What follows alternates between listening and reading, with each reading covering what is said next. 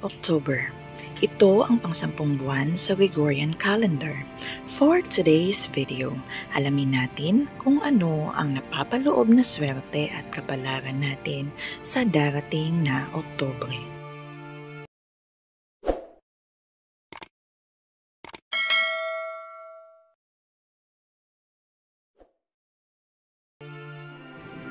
Aries, huwag mag-alala dahil magiging chill ang darating na buwan para sa iyo. Maganda rin ang nakikitang takbo ng working environment mo at magbo-boost pa ito sa susunod na buwan. Ito ang main factor ng maayos na pasok ng pera sa iyo sa buwan ng October. Aries will do well in all life areas, dala ng iyong pagiging determinado sa lahat ng iyong mga ginagawa. Wala kang ibang magiging issue maliban na lamang sa mga konting misunderstanding within your familiar relations. Kaya hinay-hinay sa pagbitaw ng salita at opinyon dahil maaari itong maging dahilan ng conflict sa susunod na buwan.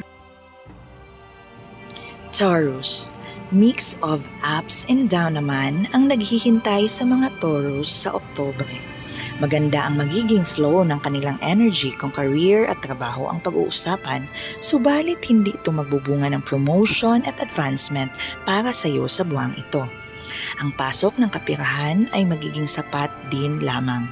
Maging maingat rin sa mga bagay-bagay kung ikaw ay may asawa dahil magiging mainit ang inyong tampuhan sa buwan na paparating. Subalit kung ikaw ay nag-aaral, maganda ang hatid ni Mercury sa iyong academics. Gemini, magbunyi mga Gemini dahil may paparating na magandang balita sa larangan ng iyong career, trabaho at negosyo. Kasabay nito ay mararamdaman mo rin ang pag-angat at pag-usad ng iyong kaperahan sa darating na Oktubre. Para sa mga still searching at single na Geminis, be ready dahil ito rin ang sinasabing buwan kung kailan mo matatagpuan ang iyong life partner. I-enjoy mo ang magandang kapalarang hatid sa iyo ng October. Subalit huwag kalimutang bigyan ng pansin ang iyong kalusugan. Dahil may konting discomfort sa iyong health stars, subalit huwag masyadong mag-alala dahil ang presensya ni Mercury ang magiging shield mo to avoid serious ailments. Cancer, fasten your seatbelt Cancerians dahil puno ng challenges ang paparating na buwan para sa iyo. Susukatin ang abilidad mo sa pagdala at pagharap ng mga problema. Worst case scenario dahil tila wala kang magawa upang iwasan ang kapalarang ito.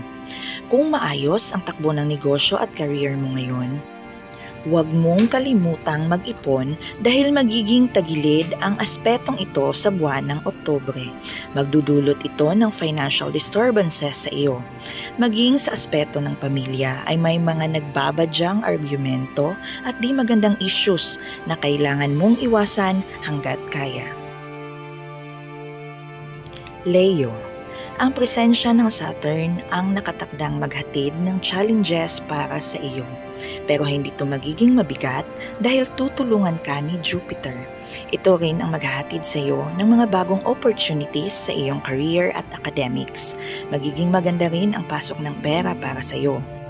Kung may mga bagay ka na matagal mo nang gusto, ito rin ang sinasabing buwan na maaaring magbigay ng pangarap mong ito. Subalit, maging maingat sa iyong diet dahil ang presensya ng Rahu at Ketu ay maaaring maghatid ng stomach problems para sa mga Leo. Virgo, ang susunod na buwan ay magiging tama lamang para sa mga Virgo kung kapirahan ang pag-uusapan. Pero ito ang buwang magiging maganda for any career switch at magiging favorable din ang takbo ng trabaho at mga proyektong gagawin mo.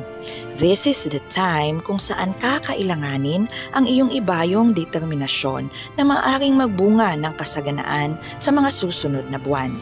Persistency is the key.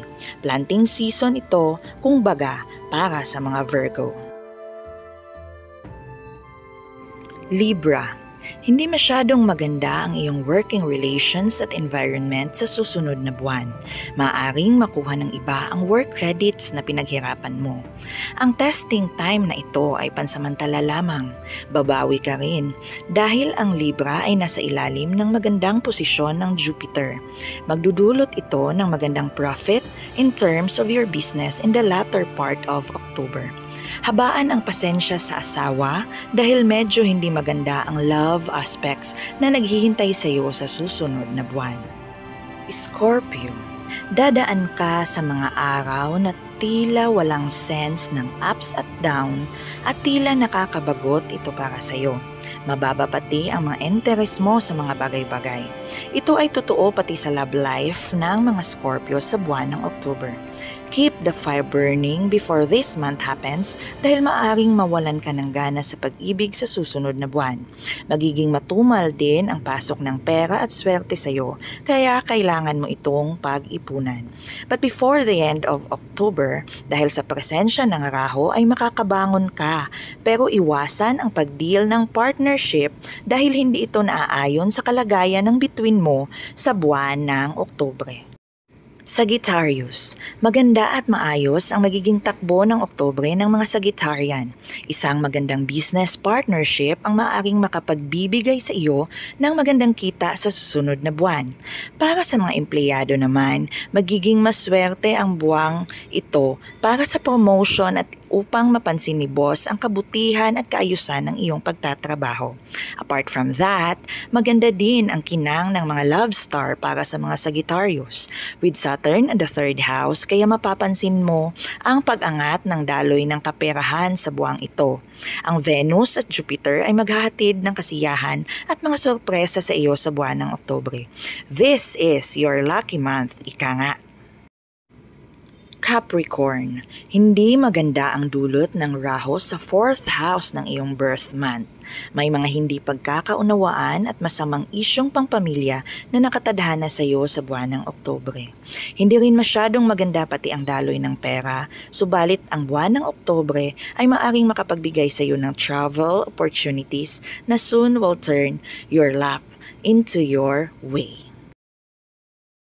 Aquarius, ang presensya ng Saturn at Jupiter ay hindi maganda para sa career at work aspect ng mga ipinanganak sa Aquarius. Ito ang sinasabing magiging ugat ng mga problema at issues na kakaharapin mo sa buwan ng October. Magiging challenging din pati ang family at love issues mo. Huwag masyadong magpaapekto upang hindi ito makapagdulot ng labis na stress at anxiety sa iyo.